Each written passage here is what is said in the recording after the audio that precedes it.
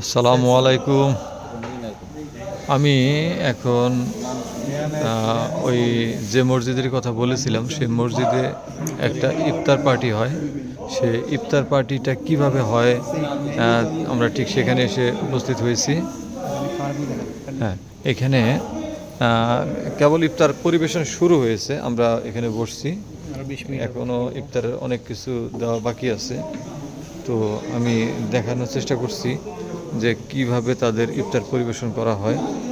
তো দেখা যাচ্ছে যে এখানে তারা ইফতার এইভাবে সাজিয়ে রাখছে, এভাবে থরে থরে তারা ইফতার সাজিয়ে রাখছে। এগুলি একটা সময় এখানে প্রতিটা টেবিলে টেবিলে এগুলি উপস্থাপন করবে। এখানে বেশ কিছু রুটি, খেজুর, বিভিন্ন ধরনের ডিশ এখানে আছে। সাধারণত বেশিরভাগই গরুর মাংস থেকে তৈরি। তারা তাদের তাদের ডিশগুলো আমি দেখাচ্ছি,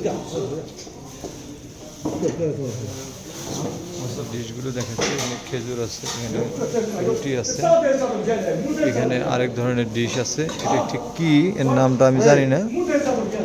তো তারা বিভিন্ন সস দিয়ে তারা এটি খায়, হয়তো বা পনির বা এরকম কোনো কিছু একটা হবে।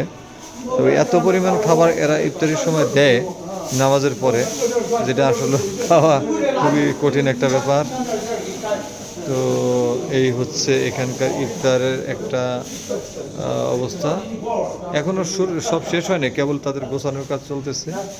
ইতিমধ্যে তারা চেষ্টা করতেছে ইফতার সাজানোর জন্য। এখনও অনেকটা সময় বাকি। তো আশা করতেছি তারা এর মধ্যে সব কিছু সাজিয়ে ফেলবে। তাদের ডিশগুলি অসংখ্য ডিশ, জানি না ঠিক কী পরিমাণ মুসল্লি এখানে আসবে। তবে বিভিন্ন দেশ থেকে তারা আসছে, ভ্যারাইটিস জাতি। তারা সাধারণত পানি খায় না, পানির সাথে এক ধরনের চা পরিবেশন করা হয়, চাটা খায়। তো এই বর্তমানের অবস্থা তাদের